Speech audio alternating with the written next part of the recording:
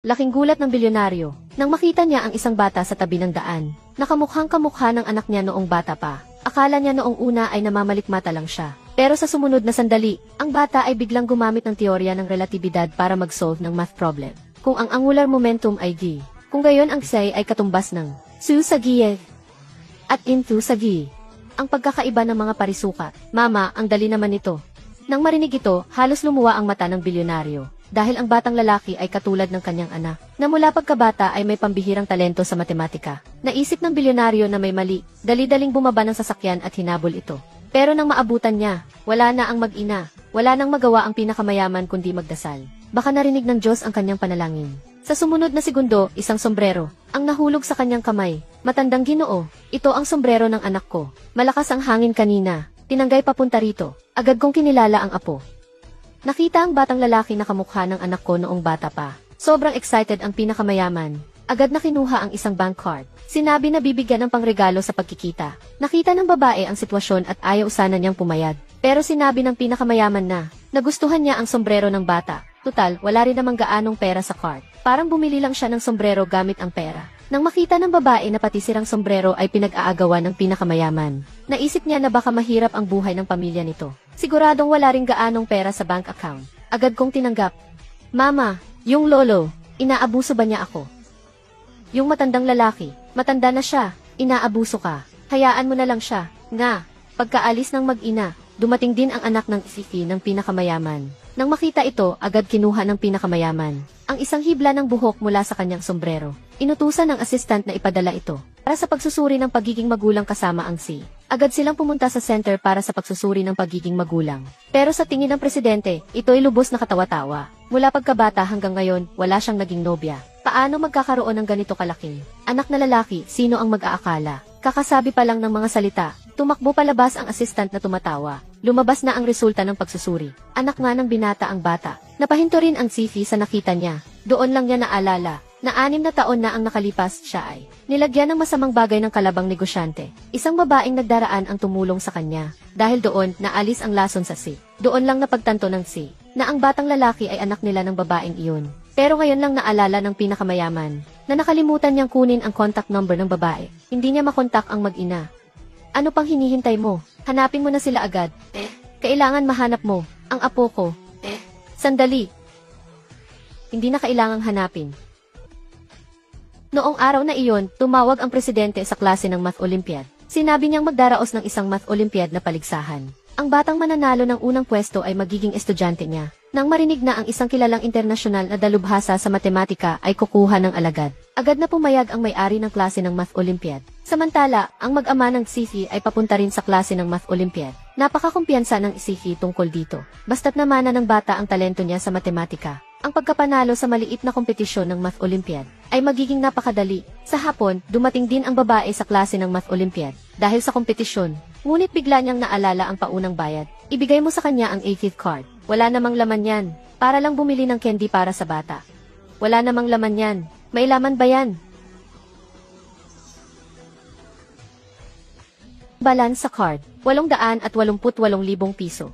Nagulat ang babae sa nakita. Hindi ko inakala na basta na lang magbibigay ang pinakamayaman ng 8 milyong piso. Pero habang abala ang lahat sa pag-uusap tungkol sa kompetisyon, isang matandang babae ang biglang lumapit at sinabi niya na ang unang pwesto ay tiyak na sa apo niya. Nang makita ang matandang babae, natulala ang babae dahil ang dumating ay walang iba kundi ang kanyang dating asawa at dating biyenan. 6 na taon na ang nakalipas. Pinalayas ang babae ng biyenan dahil hindi siya makapag-anak at ang walang kwentang asawa naman. Nag-uwi ng buntis na babae sa parehong araw. Sinabi pa niya na dahil hindi makapag-anak ang babae, kailangan niyang humanap ng asawa na kaya. Ngunit alam ng babae na ang batang nasa sinapupunan ng babaeng tuso ay tiyak na hindi sa kanyang dating asawa dahil 3 araw pa lang siyang nagpa-check up sa ospital at ang resulta ay siya ay lubos na malusog. Ang dahilan kung bakit wala silang anak ay dahil baog ang kanyang dating asawa. Ganito ang babae, pinalayas ng malupit na pamilya. Sino ang mag-aakala na sa gabing iyon makikilala niya ang naguguluhang si. Naalala niyang laging sinasabi ng pamilya ng biyenan niya na hindi siya kayang magkaanak. Sa sobrang galit ng babae, nagdesisyon siyang magkaanak para patunayan ito sa kanila. Doon nagsimula ang isang gabing puno ng pagnanasa kasama ang si. Ngayon muling nagkita, nanganak na ang babaeng balyena. Ngunit ang kawawang lalaki at ang kanyang anak ay hindi pa rin alam na inaalagaan nila ang anak ng iba sa loob ng 5 taon. At sila ay narito para lumahok sa Math Olympiad. Mabilis na lumabas ang resulta ng kompetisyon. Ang anak ng babae ay nakakuha ng perpekto. Nakuha ang unang pwesto sa resulta. Hindi makapaniwala ang babaeng tuso nang makita ito. Dahil ang anak niya ay nandaya para makuha ang pangalawang pwesto. Ngunit habang naghahanda ang babae na kunin ang listahan ng resulta, inagaw ito ng masamang biyenan. Ang pwesto na ito, dapat para lang sa apo ko. Si Yao Zhu. Walang sinuman ang makakakuha. Ikaw na ito. Nagsimula nang magsinungaling ang babaeng tuso. Sinabi niyang ang dahilan kung bakit ang presidente ay nagtuturo sa isang maliit na klase ng Math Olympiad ay dahil gusto niyang turuan ang kanyang anak. Dahil ilang araw lang ang nakalipas, ang kanyang asawa ay na-promote bilang project leader ng G Group. Kung gusto niyang magpatuloy ang klase ng Math Olympiad, dapat agad niyang ipahayag na nandaya ang lalaki, na ang anak niya ang tunay na nanalo sa kompetisyon. Mag-imbento na lang ng kasinungalingan. Hindi ko pinaniniwalaan na maglalakas loob kang pumunta sa pamilya G para magpatunay. Nang marinig ang sinabi ng tusong babae, natakot din ang prinsipal. Kaya napilitan siyang ipahayag, ang anak ng babaeng tuso ang siyang nangunguna. Nais pang makipagtalo ng babae nang makita ito. Ngunit pinigilan siya ng lalaking taksil at ng dating biyenan. Mas lalo pang nagpakitang gilas ang babaeng tuso. Sinira niya ang perpektong pagsusulit ng batang lalaki. Pinunit ito hanggang sa maging pira-piraso. Nang makita ang babaeng malungkot na nakaupo sa sahig, nilapitan siya ng batang lalaki upang aliwin. Walang problema, mama. Kahit ilang beses akong mag-exam, laging mataas ang score ko. Kung hindi ka naniniwala, mag-exam ulit. Sigurado akong ako ang magiging una. Ay naku, gusto mo pa bang mag-exam ulit? Wala nang pagkakataon. Ikaw talaga, natanggal na siya. Ito ang una. Si Yao Zhu lang ang... Excuse me, nandito ba si Jiang Wanning?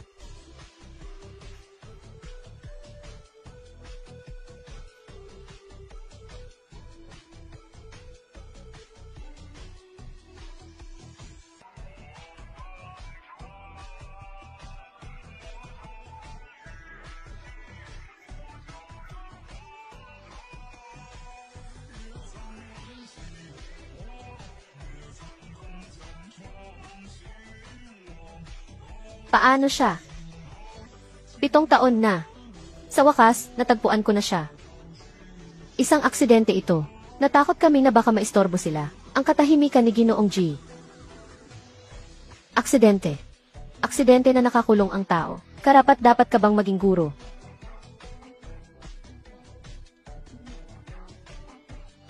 Kumusta si Chansey? May nasaktan ba siya? Huwag mag-alala, mama. Walang problema si Chansey. Lagi mo na lang iniisip ang bata. Ikaw naman. Nasaktan ka ba? Sinaktan ka ba nila? Ako, wala akong problema. Pero, bakit ikaw?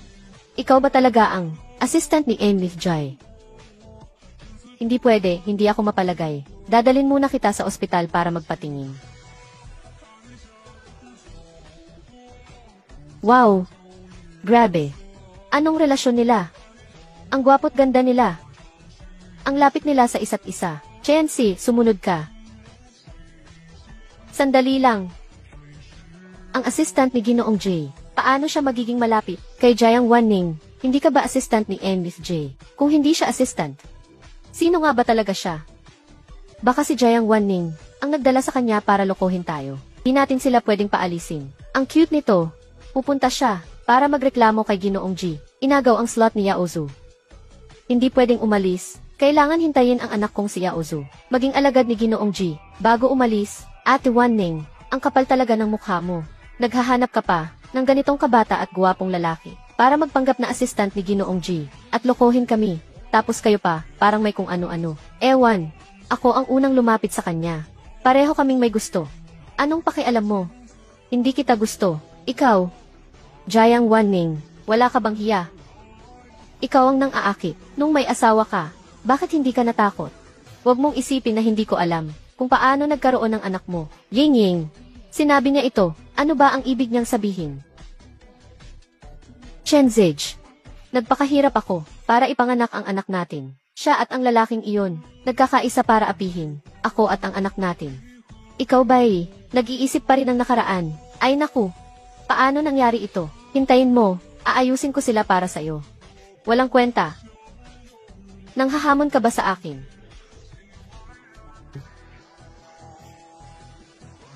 Nagtatago ka pa. Wanning, itulak mo pataas ang mga daliri ng paa mo. Sipa ng malakas. Sabi ko sa'yo magtago.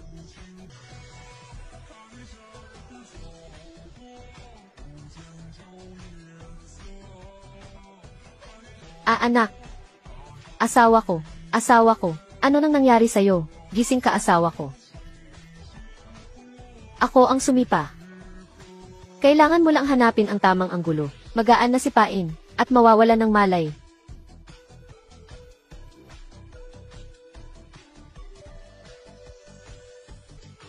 Shensi. Jiang Wanning, hindi ka pwedeng umalis. Ikaw na babae. Sasabihin ko sa'yo, ang pwestong ito ay para lang sa apo ko. Huwag kang umasa. Ano nang nangyayari dito? NFJ. Magandang araw, DinFG. Ano ba talaga ang nangyayari? Nasaan si Tianxi? At nasaan si Jiang Wanning? NFJ. Bakit mo sila hinahanap? Siyempre dahil sila ay hindi tama. Ayaw pa ni Cheng Zhu ipakita ang kanyang tunay na pagkakakilanlan. Kailan? Naging trabaho mo ang pakialaman ako. Hindi ko kaya. Yung dalawa, dinala ng isang lalaki, parang sa likod na pinto dumaan. Anong klaseng tao ang nagdala sa kanila? Gaano kataas? Gwapo ba? 20 ilang taon. Gwapo. Ang batang ito ay hindi tama. Talagang kinuha niya ang manugang ko at ang apo ko. Tinangay niya. Why, Ginoong Jai? Ano nang masasabi mo? Bakit si Ginoong Ji ang pinili niyang kausapin? Kailangan pa bang itanong? Siguradong gusto ni Ginoong Ji na makipag-ugnayan kay Ginoong Ji Chengsao para maaga pa lang ay ang unang pwesto sa pagsusulit si Tianxi. Makipag-ugnayan. Tama ang sinabi. Siya nga si Miss Ji, Jiang Wanning, at ang kanyang anak. Paano nila maabot si Miss Ji? Siguradong si Miss Ji, nalaman niya na ang anak niya ay pumasa bilang una. Pati si Miss Ji ay nagulat. Mukhang itong si Miss J ay mas mahalaga kaysa sa inaakala natin. Kung si Yao Zhu ay maging kanyang alagad, siguradong aakyat siya sa tagumpay. Kung alam na ni Ginoong Ji, si Miss J, siguradong alam na rin niya. Kung tinanggap ni Miss J ang cute na batang iyon bilang estudyante, ano na ang mangyayari sa apo kong si Yao Zhu? Paano na siya? Tapos na, kaya pala si Ginoong Ji hanggang ngayon ay hindi pa lumilitaw. Siguradong alam na niya ang lahat ng ito. Ay naku, paano na ang aking Yao Zhu? Ano ang gagawin ko? Ang pwestong ito ay para kay Yao Zhu. Walang sinuman ang pwedeng kumuha nito. Kung ganoon ang pandarayan niya, ay gawing totoo at malinaw. Ang pwestong ito ay para lamang sa anak ko.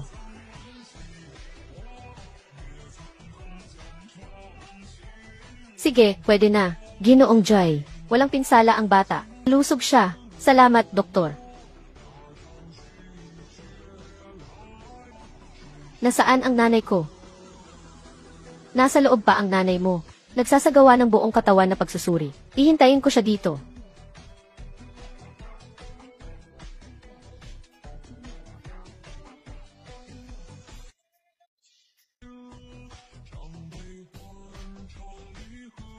Tito J, gusto mo ang nanay ko, di ba? Ay, natakot ka na. Ang duwag mo naman. Sa edad mong ito, alam mo ba kung ano ang gusto? Medyo hindi ko naiintindihan. Parang mas mahirap pa sa math problem. Mas komplikado ng kaunti.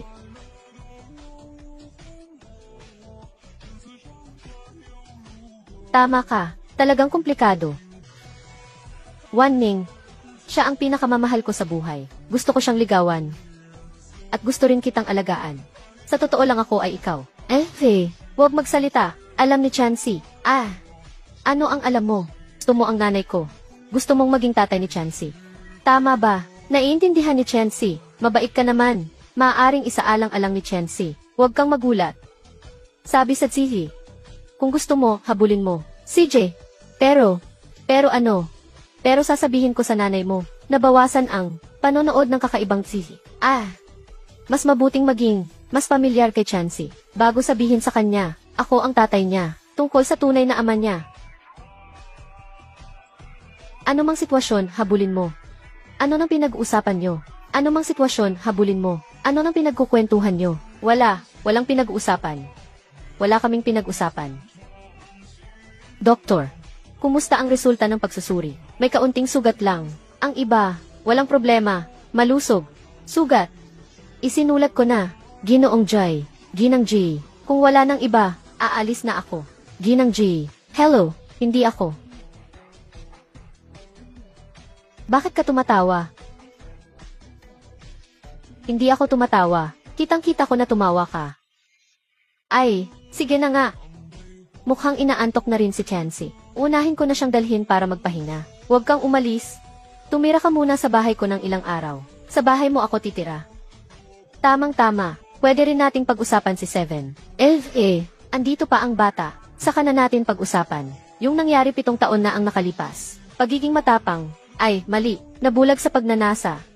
Mali rin. Basta, kalilimutan mo na lang. Hindi ko makakalimutan habang buhay. Ikaw, Mama, pupunta kami sa bahay ni Tito G. Mananatili kami ng 2 araw. Mabuting tao si Tito G. Gustong pumunta ni Chansey.